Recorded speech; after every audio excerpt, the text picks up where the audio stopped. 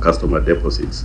But I also want to say that the uniqueness of our operations make it probably not practical to have a separate account for customer deposits because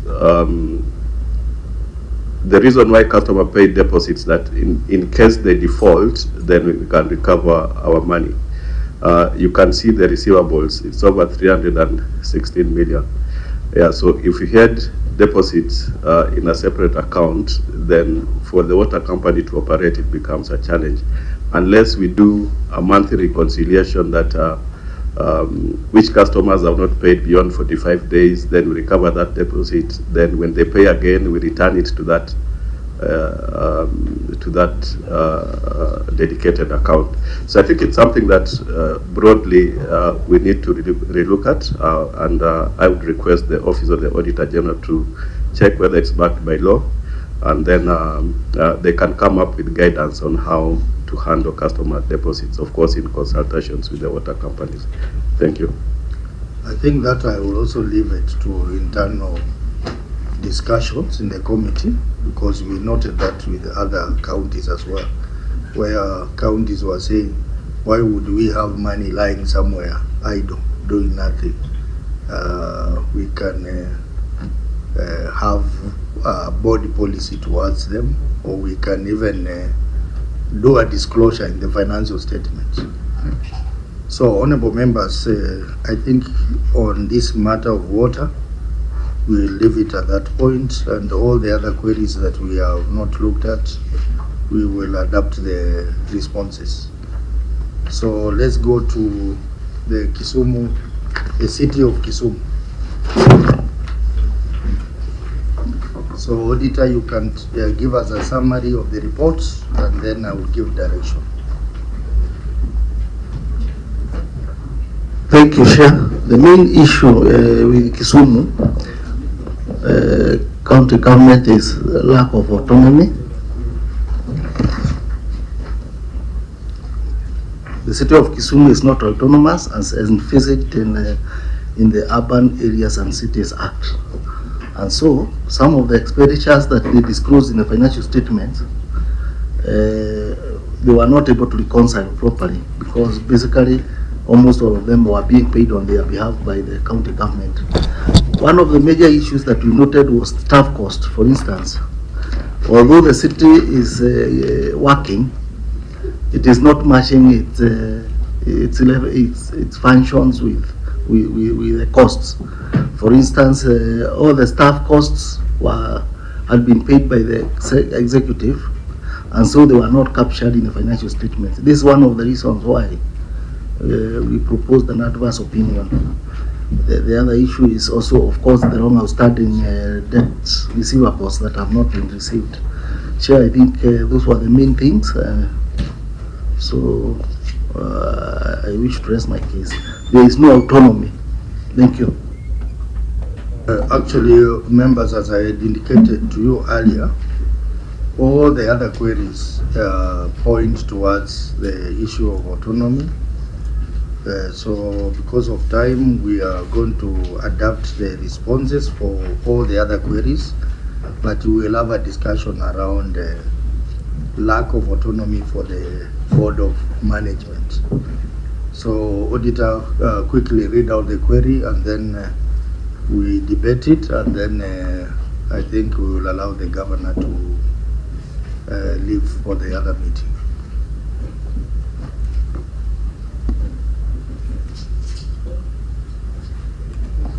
Thank you, Chair. As was reported in the previous year, it was noted that the management of the city of Kisumu was not autonomous as envisaged in the Urban Areas and Cities Act 2011. Further, the board had been fully constituted and operational, and during the year, it drew an amount of Kenya shillings 13,851,678 in remuneration. However, the financial management role was still being undertaken by the county executive, as most of the payments were made by the county executive on behalf of the board. In addition, review of records indicated that the control of budget and actual performance were domiciled in the county executive, including the development budget allocation to Kenya shillings 912,594,236. This was contrary to Section 46, subsection 1 of the Urban Areas and Cities Act 2011, which requires the cities to prepare and maintain separate books of accounts and financial statement, and as such, its expenditures should be reported separately from those of the county government of Kisumu. In addition, the county government continues to perform functions which should have been transferred contrary to Section 48, subsection 1A of the County Governments Act 2012, which states that subject to subsection 3, the functions and provisions of services of each county government shall be decentralized to the urban areas and cities within the county established in accordance with the Urban Areas and Cities Act number 13 of 2011. In the circumstances, the completeness, accuracy, and validity of most of the transactions could not be confirmed, as they were carried out by the county executive, and the county executive was in breach of the law. Thank you.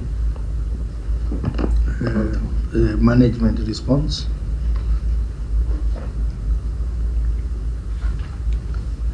Thank you, Chairman. Yes, as at the time of auditing, we acknowledge the observation made by the team. We were depending on the county executive to transact on our behalf before the first 6 months for the year under review. Additionally, some of the functions had been transferred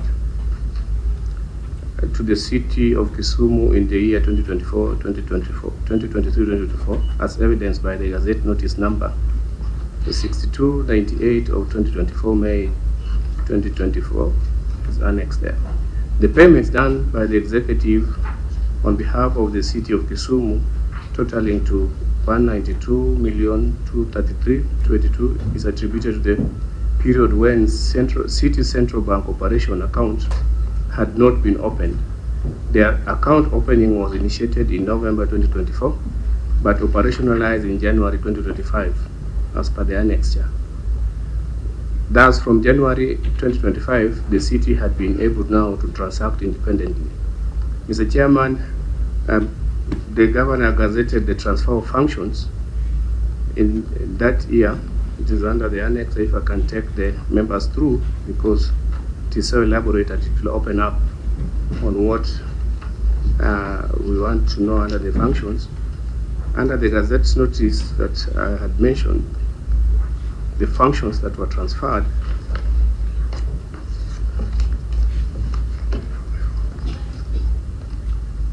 is on page 13. So I'll go to paragraph 2 of the Gazette Notice, that all the resources currently used in performing the said functions, including human resource management, payroll, budget, financial management, and assets, are transferred accordingly. The urban areas shall therefore offer all the functions listed. So the functions were promotion, regulation, and provision of refuse collection and solid waste management services, promotion and provision of waste and sanitation services and infrastructure in areas within the city,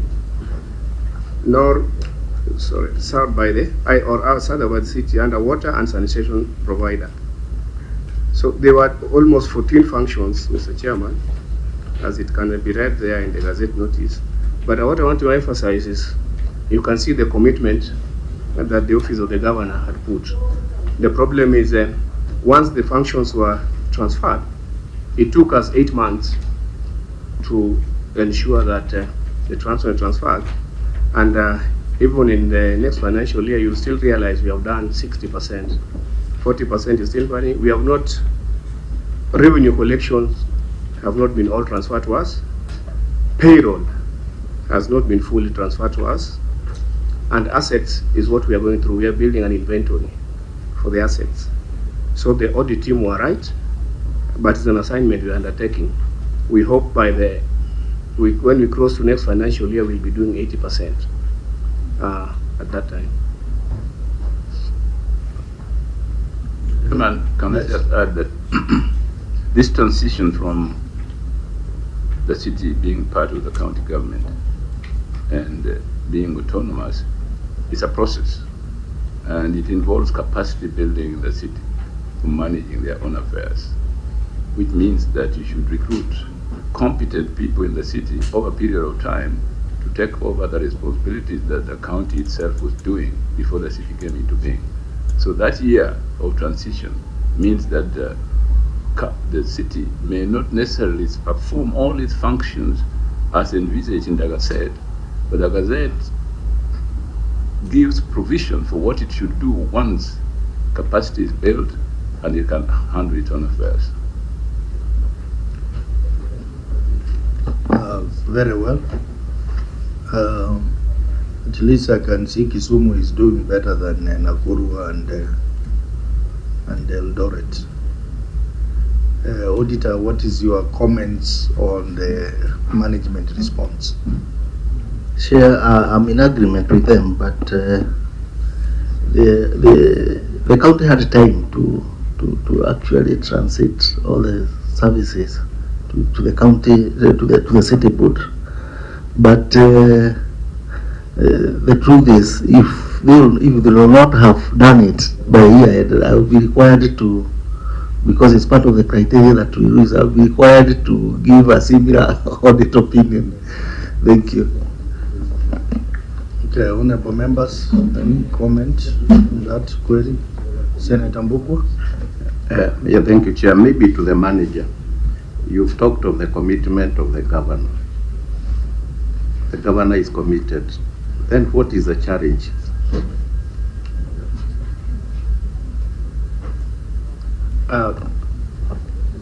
Thank you, Senator. Governor is very committed from the beginning. The challenge is what you are saying, the process and the technical staff and departments that are supposed to transfer the functions. Like, for example, it took us 6 months to get approval to open a central bank account for our autonomy. 6 good months. So we could not transact. As I'm talking today, we have not transferred the payroll of all our staff. It has taken us 1 whole year after the governor's gazettement, last year in April to date. So there's a cabinet subcommittee working on that, and most those positive and proactive cabinet members have transferred the functions, but a few we are yet to transfer. So we have made good progress so far, and as I can tell you, I am the chairman of all the municipal caucus, all the municipal managers cities in the whole country. Kisumu is #1, and as the chairman said, I don't want to mention cities. They come to us for benchmarking. We had Eldoret who were in Kisumu for 1 whole week, and we took them through this process. They had not transferred anything. In fact, theirs was 10%. They don't even have a central bank account. And Nakuru is the same.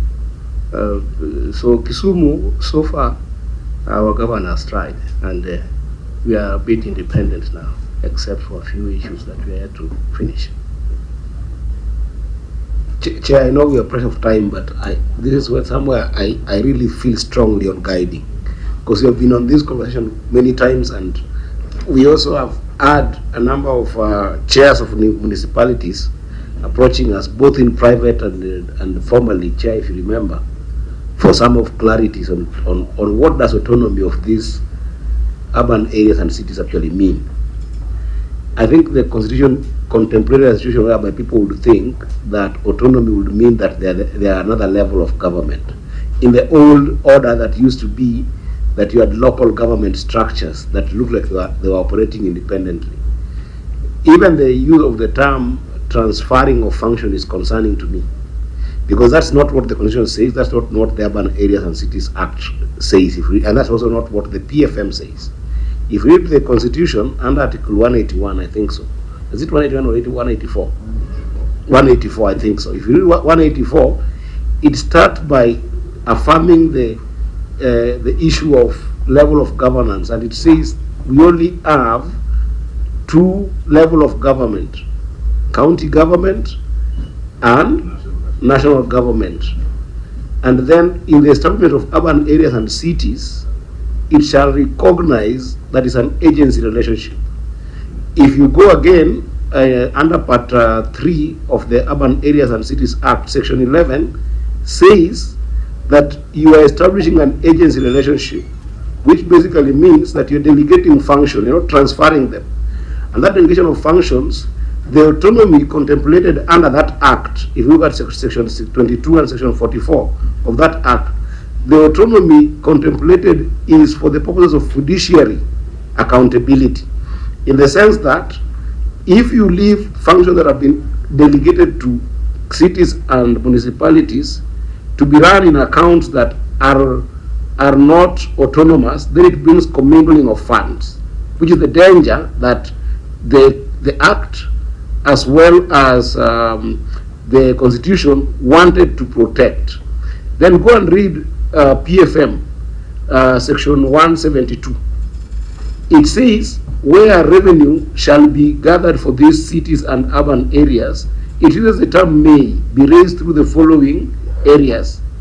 And that means that even the revenue that you collect autonomously is just an agency, so that a strong government would then establish what portion should remain to you and what portion should go to them, so that if there is gaps, that 100% of what is collected is retained by you and still will not be good to run the delegated functions, then even the county can finance the operation of those cities and municipalities. So the autonomy here is predominantly on the issue of avoiding commingling of funds for fiduciary soundness of running of those institutions. And that also includes actually payroll. You can still have payroll being run by the county, or if it's a county that is very comfortable with how the city is being run or how the municipality is being run, they can also transfer the payroll. So I don't want to belabor, I just want to say that what you're doing is the right thing, but don't be obsessed with the idea that autonomy means another level of government. It is not. I think we are together on that. Oh. For the first time I was with the governor and like. Oh, Eddie is an expert on that act, Urban Areas and Cities Act. But I want to also emphasize a point. I think the auditor, moving forward, you know, in this kind of meetings we generate ideas. If you read the spirit of the Urban Areas and Cities Act, it is not creating another level of government. It is simply creating an agency relationship, as he says, between the county government and the municipalities of the cities. So sometimes it has created fear in the county executive that another monster has been created by the law, by a legislation, to take over their powers. I think what needs to be understood is that the municipalities or the cities are just an agent. It's just like the water company that we have been looking for. It's just an entity, but an entity that is owned by the county government. So it is providing water on behalf of the county government.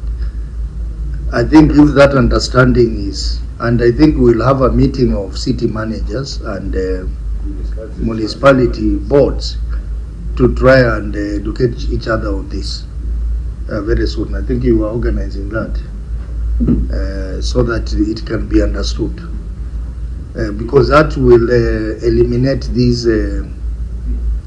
fear that we are handing over our powers to another entity. You are speaking as though you have already become the governor of Viga. I have gotten the experience from here. Mr. Chairman, you are right, because that's why we have created quite a number of municipalities in Kisumu County. Places people regarded as markets, but are big enough to handle low-level responsibility in some amount of autonomy. It is precisely because of what you are saying. It is much better for growing entities that reach the level of municipality be established when it is appropriate, because it also helps the county government outsource its responsibilities, as it were, to these agencies. So I think, as I said, all the other queries we will adapt the written responses, and if there is any clarification we need, we will write to the county.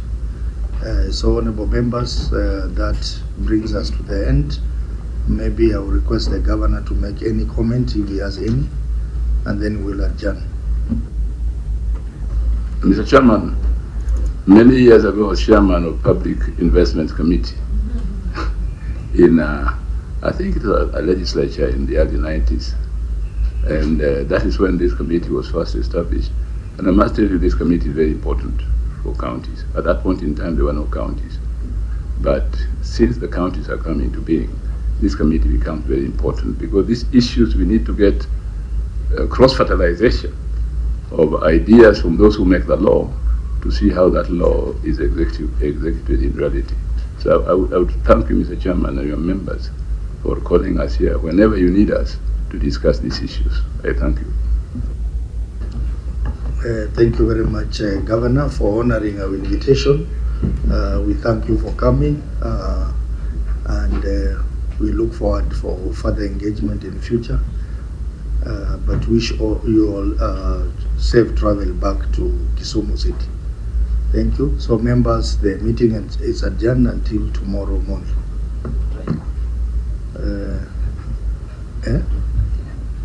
At 11.